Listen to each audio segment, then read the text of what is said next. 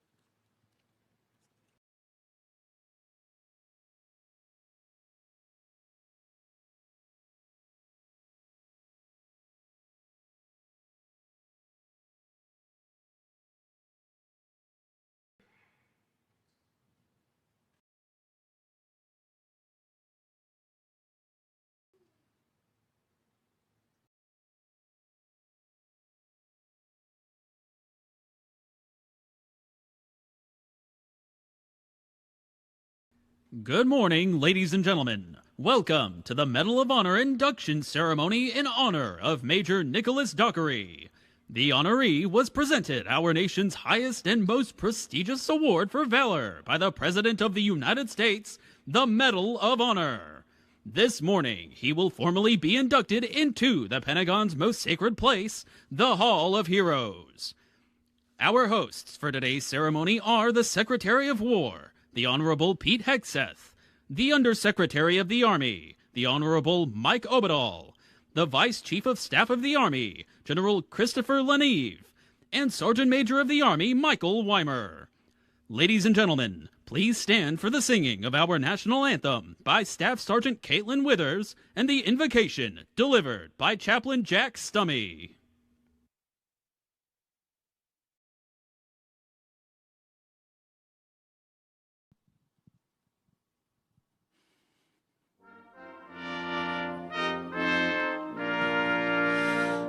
Oh, say, can you see by the dawn's early light what so proudly we hailed at the twilight's last gleaming, whose broad stripes and bright stars through the perilous fight o'er the ramparts we watched were so gallantly streaming, and the rockets' red glare, the bombs bursting in air, gave proof through the night that our flag was still there. Oh, say does that star-spangled banner yet wave o'er the land of the free and the home of the brave?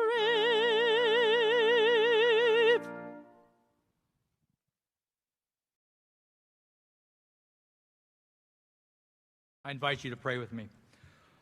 Almighty God, you are the author of liberty and the source of all true courage. We gather today to thank you, acknowledging that every noble act of bravery originates with you. Today we honor the selfless service of Major Dockery. Surrounded by the enemy, he refused to yield.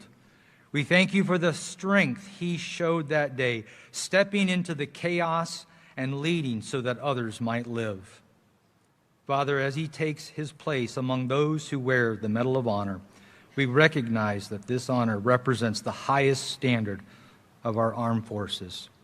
We are not the land of the free without the bravery of our service members. Please now watch over the Dockery family, protect our deployed forces and their loved ones who wait for their safe return, and give wisdom to our Commander-in-Chief and all our leaders, and keep our nation a steadfast beacon of freedom to the world. In your most holy name I pray. Amen. Please be seated.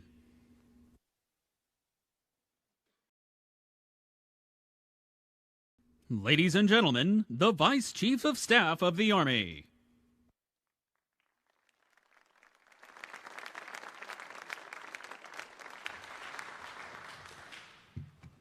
Thank you all for coming. So it's awesome to look out and see this crowd, to come here and support our great Army. So good morning, Secretary, Mrs. Hegseth, and Gwen. It's great to see you. You guys look great. General Kane, sir, General Nordhaus, Undersecretary Tata, Undersecretary Mrs. Obadal, Ms. Votel, Mr. Berea, Sergeant Major Garrissey, the whole entire team, Sergeant Major and Ms. Weimer, Army senior leaders, distinguished guests, thank you. Thank you from the bottom of my heart for coming today. And welcome to the Hall of Heroes induction ceremony for Major Nicholas Dockery, Medal of Honor recipient. We're joined today also by three fellow Medal of Honor recipients, Sergeant Major retired Payne, Master Sergeant retired Petrie, and Captain Groberg. Can you please give them a round of applause for being here?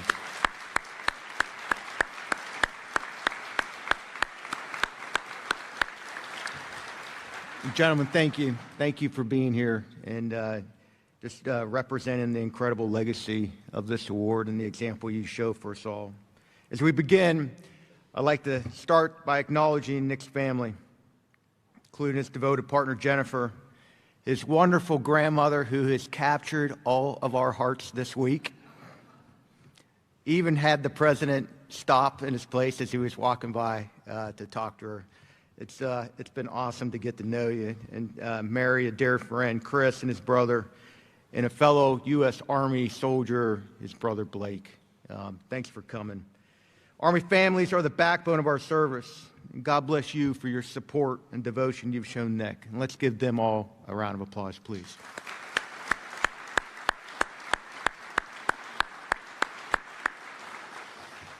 I'd like to also extend a special welcome to Nick's teammates, fellow members of Chosen Company 212 Infantry who were there on that fateful day.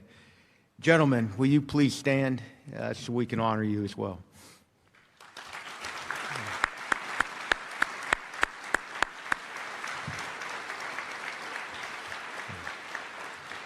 I want to personally thank you, gentlemen, for actually listening to me the other night when I asked you all to stay off the blotter. I have not seen any notices, disturbances in the force. Let's keep that through the weekend, okay? God bless you all. A few of you may have noticed we're not actually at the Hall of Heroes inside the Pentagon. So what brings us here today to Comedy Hall? Well, it turns out the answer is pretty simple. When we did the math, we needed more space. Nick, it's because of you. There's a lot of people who want to celebrate you. You are incredibly well loved, and you're respected. And how can you not admire you? Special Forces officer, West Point graduate. I don't hold that against you. You couldn't get accepted in the Harvard of the Southwest like I did, University of Arizona, but you went to West Point.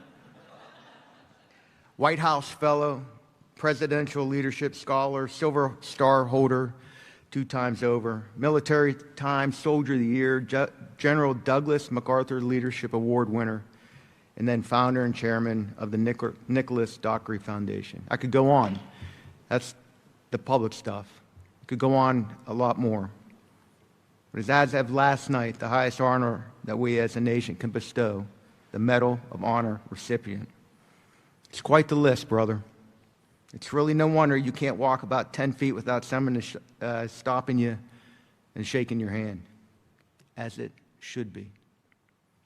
As the Vice, my role was to highlight the Medal of Honor citation during this ceremony. But as I do, I'm going to try something different. Medal of Honor that he is awarded was a specific time and place. But he's done so much with his life, and I'd like to weave that through this speech today. I'd like you to see who Nick is, revealed by the citation. Every young infantryman walks into their platoon in hopes that they'll rise to the occasion when the pressure's on. I remember praying that I wouldn't choke in front of my men and that I'd do what I needed to earn their trust and respect. And I think it's one of the things that stands out the most to me about you is you didn't have a chance to build trust through a deliberate train-up. You arrived at Fort Carson and met an experienced platoon downrange. It's a tough environment for a young lieutenant, for even the most proficient of them that comes right out of the schoolhouse. On October 2nd, 2012, Nick's platoon and Afghan partner units were conducting combat operation in Kapisa province in Afghanistan when they were ambushed by an estimated 150 Taliban fighters. Nick is courageous. Hearing that a U.S. soldier had been wounded, then Lieutenant Dockery fought his way to the soldiers who were taking cover in a building occupied by enemy fighters. Nick organized and led the force in clearing the building. When an enemy grenade landed nearby, he shoved a team member behind cover, preventing him from being killed or wounded by the resulting blast. Nick is courageous, not just because of what he did that day, but also because of the way he continued to honorably serve in the military, even through times of adversity. Nick is loyal. Although dazed and wounded himself, Nick went to the aid of the soldiers who were fully exposed to enemy fire. Eliminating the enemy fighters, Nick provided first aid. He used his own body to shield a wounded soldier from further injury, saving his life. Nick is loyal, not just to his soldiers that day, but to so many friends who now consider him like family. Just look around this room. Nick's relentless. Nick then moved to the roof of the compound, still under enemy fire, and marked his unit's position, signaling to friendly air support. As the last individual off the battlefield, he provided covering fire until the evacuation of all casualties was complete.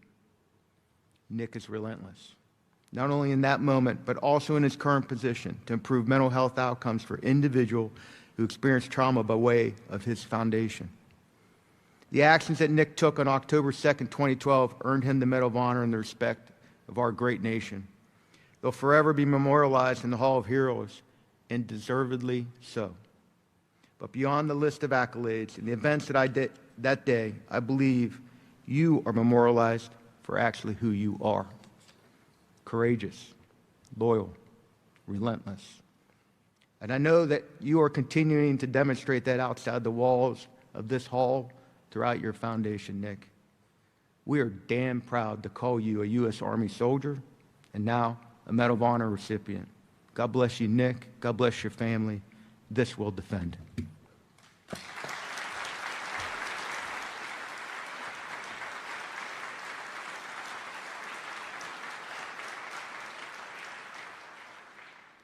Ladies and gentlemen, the Undersecretary of the Army.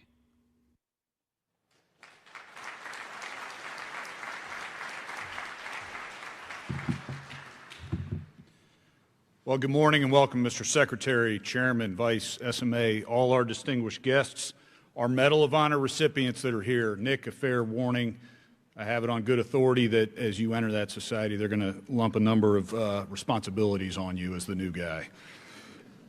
Mary Jennifer Blake, Frederick Caroline, and most importantly, Major Nick Dockery. I'm privileged to be a part of this tradition, this induction into the Hall of Heroes. The Hall is, as the Vice said, it's a physical place in the Pentagon. Our reverence for its spirit and its legacy is not confined by its walls.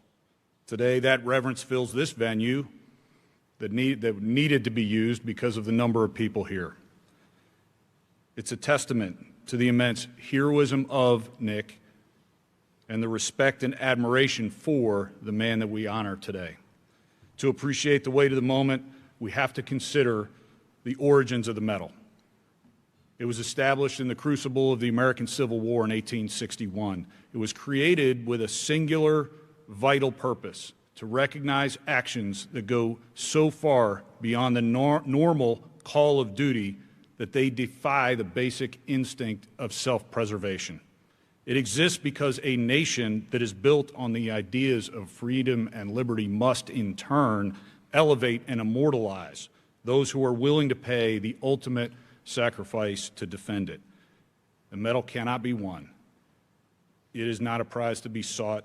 It is earned in the darkest moments of human conflict. It's earned in the mud. It's earned in the dust and in the sheer chaos of combat. The only things that matter during that time are the mission and the soldiers to your left and right. When the chaos descends, our soldiers do not have the luxury to panic. They rely on an unyielding devotion to one another, and they embody the Army values: loyalty, duty, respect, selfless service, honor, integrity, and personal courage. These are the bedrock of our profession. But what animates these values? What compels a soldier to organize and lead multiple assaults, to provide aid while under fire, to take grave risks, to marshal air support, and to only leave once every soldier is safe? It is the actual manifestation of the warrior ethos. I will always place the mission first. I will never accept defeat. I will never quit, and I will never leave a fallen comrade. Nick, you have lived these values. Amidst the very worst of war, you responded with the very best of what it means to be an American soldier. The physical representation of that valor, the medal you wear around your neck, it's heavy, but not because of the metal by which it's forged, because of the immense legacy and responsibility from which it's forged, the legacy of those who earned it before you, many of whom didn't survive. And as a living recipient, you bear a unique responsibility. You become an ambassador for hundreds of thousands of men and women who have sacrificed everything for our freedom. You bear the medal not as a monument to a single day, but as a lifelong commitment to the values it represents. And not only does this honor represent your individual valor, but also the men you fought alongside. The shared sacrifice of Chosen Company, 2nd Battalion, 12th Infantry Regiment, and to the enduring spirit of the American soldier. No soldier bears this immense weight alone. Mary, Jennifer, Blake, Frederick, Caroline, thank you. Your sacrifices, your unwavering support have been and always will be the silent force behind that man. The military family owes you a debt of gratitude that we cannot repay. Nick, your name now permanently resides in the Hall of Heroes. Long after we're gone, future generations of soldiers are going to walk the corridors in the Pentagon. They're going to see your name. They're going to read about your actions and your legacy. They'll understand your courage and your place in the lineage of American valor. We, the Army, are incredibly proud of you. We are honored to serve alongside you. Nick, may God bless you. God bless all our men and women in harm's way, and God bless the United States of America. This we will defend.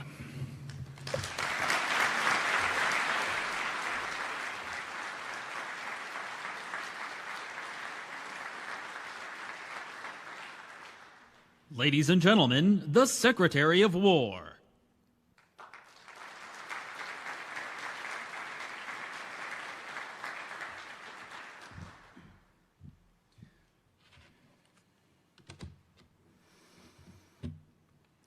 Well, good morning. Do you remember what you were doing on October 2nd, 2012? Of course you don't. He does. A few of you do. It was a Tuesday. Maybe you dropped off the kids at school, picked up some groceries, watched a baseball game.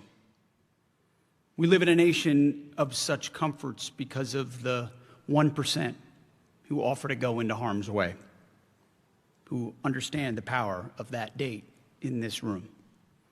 They exchange a civilian life for a foxhole or maybe a faraway ship, or perhaps the rugged mountains of Afghanistan 7,000 miles from here. And in that 1% are those who go above and beyond. Our Medal of Honor recipient, Major Nicholas Dockery. The stories of these Americans begin with taking an oath to the Constitution and asking for God's help. These Americans get up in the dark when others are still sleeping. They live by a creed that says, in part, I am a member of a team. I will always place the mission first. I will never accept defeat, and I will never leave a fallen comrade behind. Lieutenant Dockery was forward deployed to Afghanistan as an infantry rifle platoon leader. And by the time he'd arrived, his platoon had seen months of intense fighting. As the chief mentioned, not an easy environment to walk into. On that day, they were providing security for a meeting between U.S. and Afghan leaders. But there was a gap. The majority of their adjacent units had already left, so they were vulnerable. We know the story of what Lieutenant Dockery did: shielded a fellow soldier from a grenade blast, rescued a sergeant and administered life-saving procedures, led reinforcements to the compound. He protected his comrades. Major Dockery, what you accomplished on that fateful October 2nd is the essence of gallantry in action. The enemy you fought there, and the radical Islamists we still fight today, these are as familiar to us as light against dark. And so on that Tuesday, when most Americans were going about their regular, comfortable daily lives, Lieutenant Dockery faced an ambush that would have broken lesser souls. Outnumbered, cut off, and his comrades being hit from all sides, Dockery stood up. There wasn't time for him to think back on the text that he had read at West Point. He just summoned the same righteous resolve that carried our forefathers from the Battle of Trenton to the beaches of Normandy. Major Dockery did not fight for glory. He fought because his soldiers needed him. Something much deeper than orders called him to action. The Medal of Honor and this ceremony for his induction into the Hall of Heroes doesn't repay what Nicholas Dockery did there. No medal could. It is given because as a nation, we have to remember, we have to honor, and we have to celebrate. What we honor, what we celebrate in any society is a reflection of what we value. And we spent a lot of time clickbaiting and rage baiting on celebrity culture and gossip, and not enough time on substance, shining a light on the men and women who do the real hard things. Today we celebrate, today we remember, and today we honor. We remember that in the darkest places on earth, Americans, brave Americans, still march forward. As we know from the Gospel of John, the light shines in the darkness, and the darkness has not overcome it. Major Dockery, you have shown us what it means to be a warrior. And for your acts of valor, your nation thanks you. You wear that medal. I have a chance now in this role to meet a handful of incredible Americans who wear that medal. But I once only knew one who was on his way to getting the medal in David Bellavia, who now is a small part of that group. And I remember looking at David and others now that wear it with sheer pride, with nothing but almost bubbling up pride, because you wear that medal on behalf of so many, on behalf of our generation. So many more that didn't do anywhere near what you did, but were a small part of that mission for the men and women to the right and to our left. And so we are proud of you. We are proud of you. We are proud of everyone who wears that medal, and may this nation hold you up as the true representatives of what it means to serve and to sacrifice on behalf of the freedoms that we love. God bless you, and God bless our great republic. Thank you very much.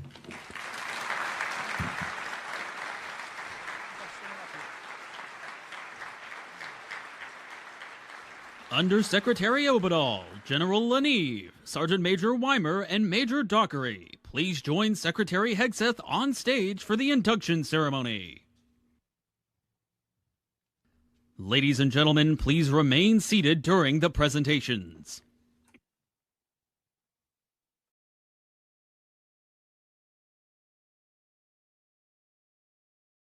The President of the United States of America, authorized by Act of Congress, March 3, 1863, has awarded in the name of Congress the Medal of Honor to Second Lieutenant Nicholas Dockery, United States Army, for conspicuous gallantry and intrepidity at the risk of his life above and beyond the call of duty. Second Lieutenant Dockery's conspicuous gallantry, extraordinary heroism, and intrepidity at the risk of his life above and beyond the call of duty are in keeping with the highest traditions of military service and reflect great credit upon himself, his unit, and the United States Army. A framed Medal of Honor citation and photo is presented by the Undersecretary of the Army to Major Dockery.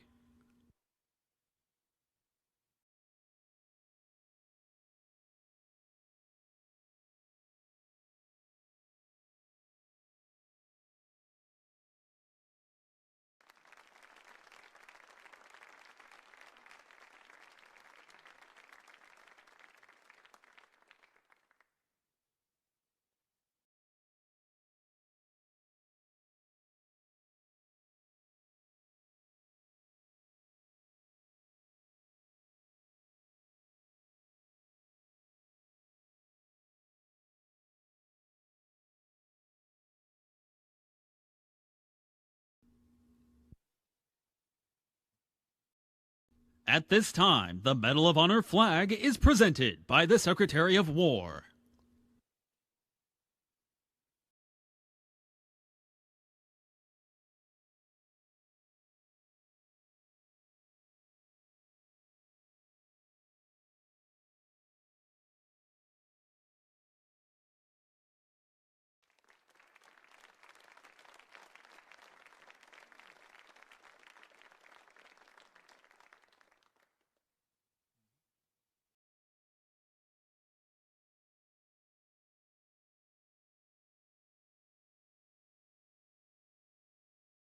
The Medal of Honor plaque will now be unveiled, inducting Major Dockery into the Hall of Heroes.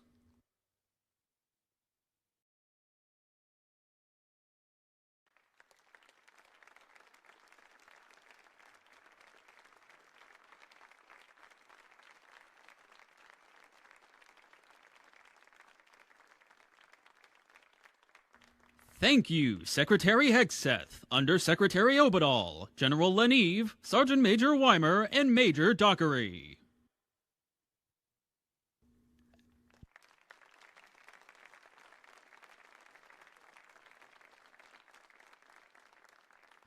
At this time, please direct your attention to the screen as a soldier unveils Major Dockery's name on the Medal of Honor Garden Wall at the National Museum of the United States Army.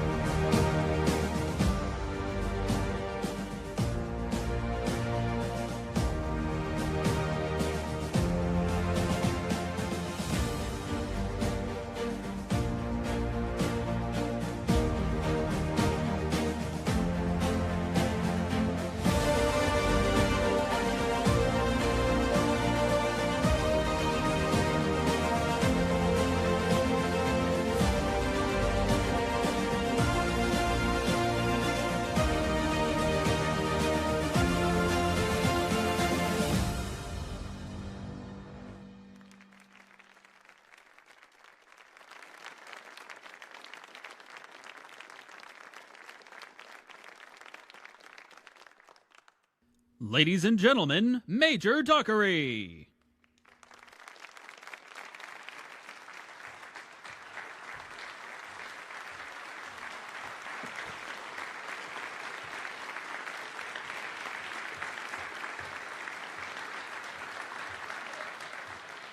Thank you. Secretary Hedseth, Secretary Obadal, General Leneve, Sergeant Major of the Army Weimer, Chairman Kane, General Nordhaus, tremendous amount of distinguished guests and titles, not just in titles, but just in life and character. To my wonderful family that is here, to the men of Chosen Company. I just look around this room. Anybody who enters this service, and I'm going to pause before I start my words here, just reflecting on what was shared by the others that were on this stage. There's no way to encapsulate the way that it makes you feel to be part of this team and be part of this country. It's not all lost on me what those words mean, and to have you here. There's a lot of places you could be in life right now in this moment, but you're here, and well, thank you.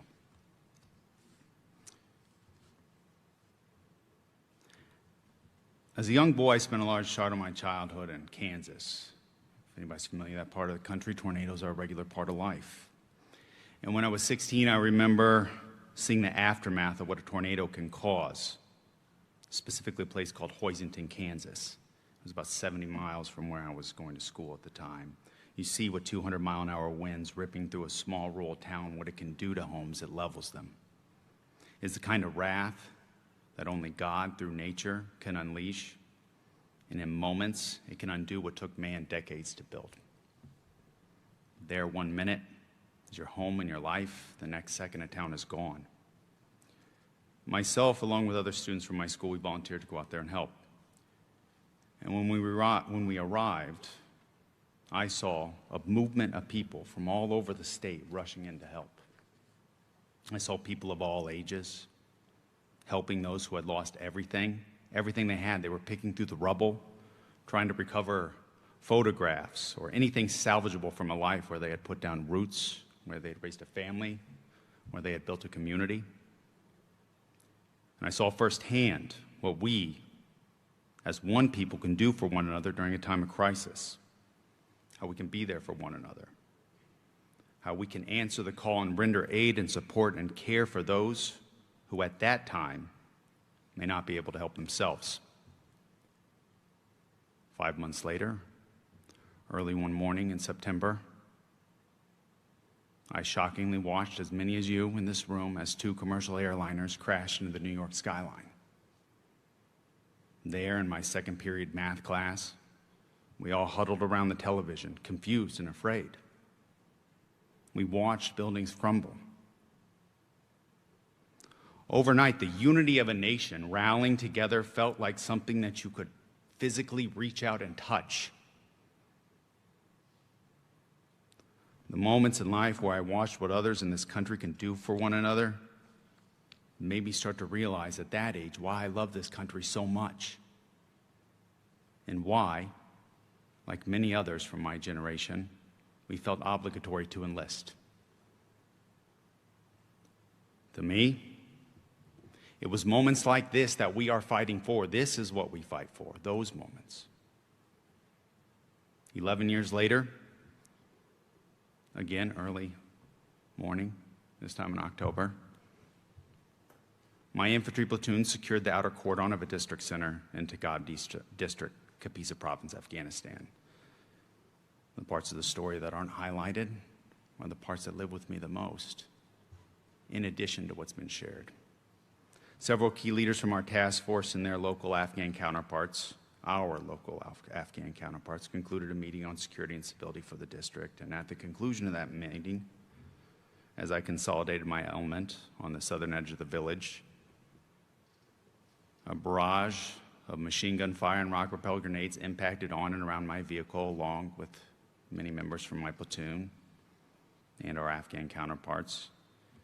And while I still can't confidently articulate as to why my commanding officer directed our element to dismount in the midst of the heaviest of fighting and launch a counterattack to defeat the enemy, I did what was expected of me as a soldier or leader, and I executed that order.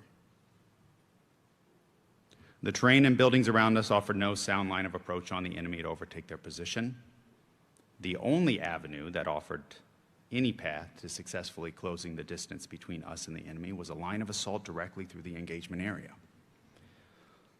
I saw a wall adjacent to the enemy's position, and I thought that was the only place where we could have a chance to regain the initiative, overwhelm the enemy with firepower, and force the enemy into retreat or surrender. I knew, along with every other infantryman on the ground, to include our Afghan counterparts, that that was the least preferred course of action. More plainly, an attack up the middle was ill-conceived, irresponsibly dangerous, and it allowed the enemy a disproportionate advantage that it offered us no cover. And I could not, in good faith, as a leader, delegate that task to another soldier to lead that assault while I sat from a distance and potentially watched as he would likely, and others, be killed or injured. In the moments that matter the most for leaders, we don't have time to overthink the risk. When we know what has to be done in that moment. I had learned this in Hoisington, Kansas. I had learned this watching what the people in New York City did in the aftermath of 9/11, and all across our country. I learned this lesson before. There are times for choosing and there are times for doing. Now, I was terrified from the very start of that ambush. And I vividly remember signaling for the support by fire to initiate the suppressive fire on the enemy as I began leading that assault. And I was convinced that I would be the first casualty. And the most terrifying part is, if I allowed that to become true, I knew somebody from my platoon would rush to my aid, and they too would become a casualty. But these are the hard decisions we require our leaders to make in this country, in uniform and out. And I was terrified. But I was also confident that it was the only option that had existed in that moment. And I never thought that 50 meters of berms and small open terrain could be so far. But if I think hard enough, like anybody who can remember a pivotal moment in their life, I can feel the scorching summer heat radiating off the ground in that hot Afghan sun, the moon dust kicking up with every hard footstep, my boot made impacting the ground. Anybody that knows the taste of that dust when it gets into your mouth? And the rattling from side to side of my Kevlar helmet.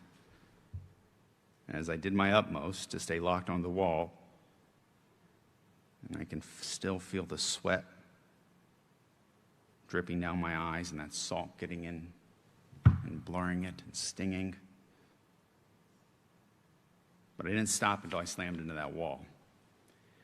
And for a brief moment, once I hit the wall, I then thought the only terrifying moment that I could have is if I were to turn around and discover that I was all alone, as if nobody had followed me at all. But then I began to hear, as each member of that assaulting element, running as hard as they possibly could, slam into that wall as well. I looked back to see the totality of us together, prepared to overwhelm the enemy. And I had no idea what would lie ahead of us for the rest of that day. I had no idea what would take place in that compound. But I did know somehow we would not only overtake the enemy, but we would live through that day. And now, having repeatedly returned to combat, I've gone back to that kind of fighting time and time again. And I can tell you I've never gotten over the fear of being shot or killed. And I've never gotten over the fear that I would be responsible for the death of another soldier through my irresponsible decision-making. But I confidently do believe that fear is only crippling when there is no one there to help.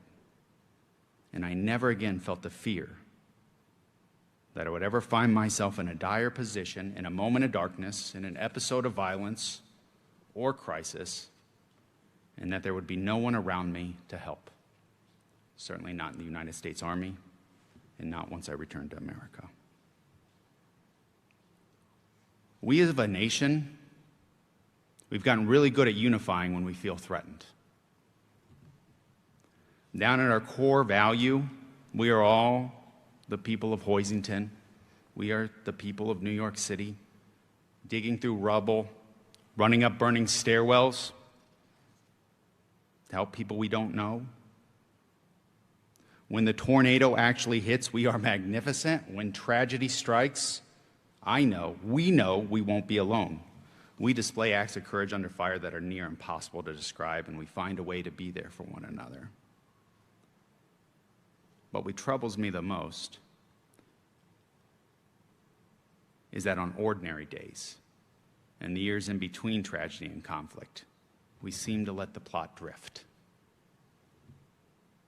It seems like we wait for the worst to happen before we are reminded what our true core values are. And we realize that we are on the same team, and we have an obligation to respect one another as fellow Americans.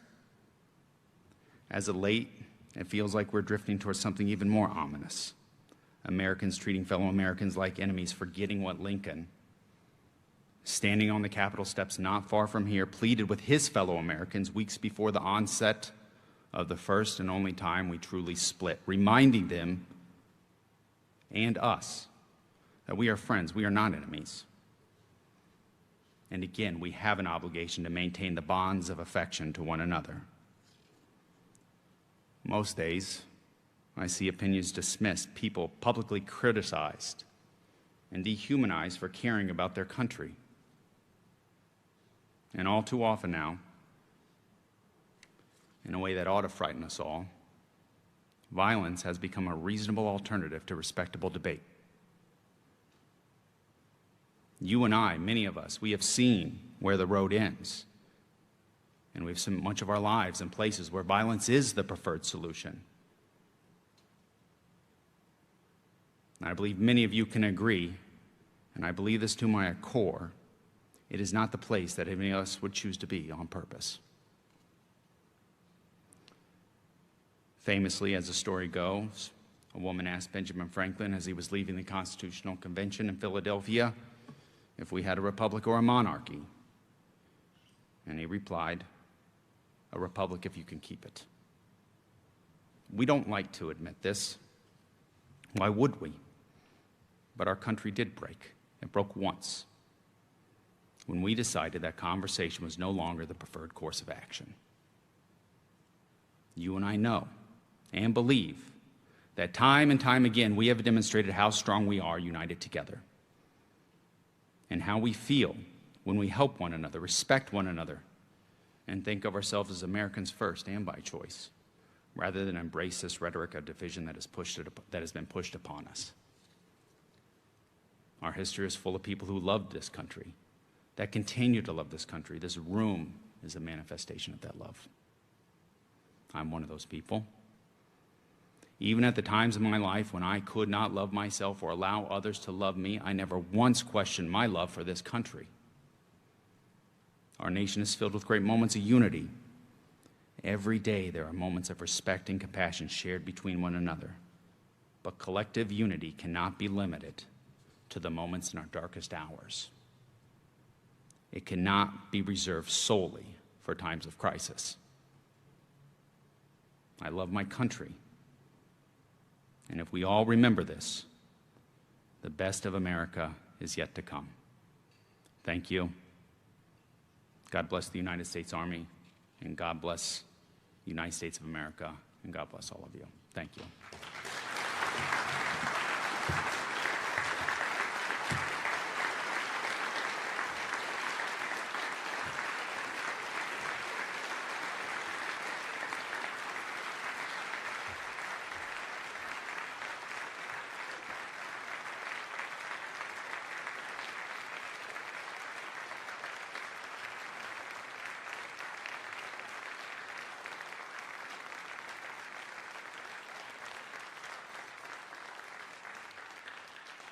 Thank you, Major Dockery.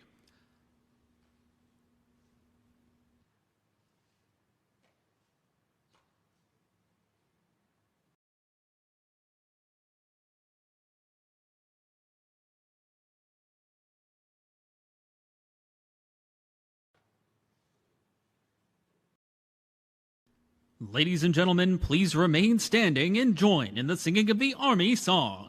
The words to the Army Song can be found in your program.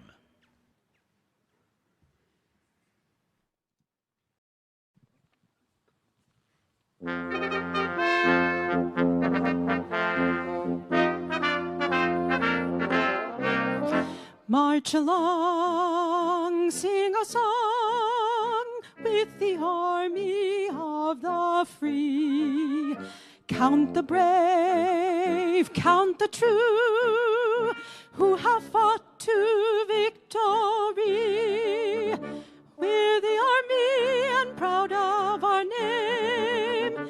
We're the army and proudly proclaim. First to fight for the right and to build the nation's might, and the army goes rolling along. Proud of all we have done, fighting till the battle's won, and the army goes rolling along. Then it's hi, hi, hey, the army's on its way.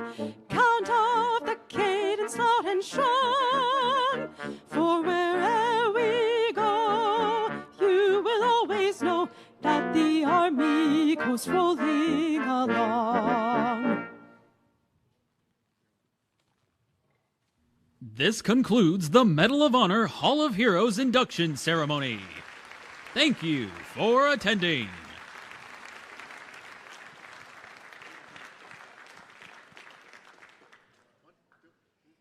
Ladies and gentlemen, please join in congratulating Major Dockery in the receiving line in front of the stage. Thank you.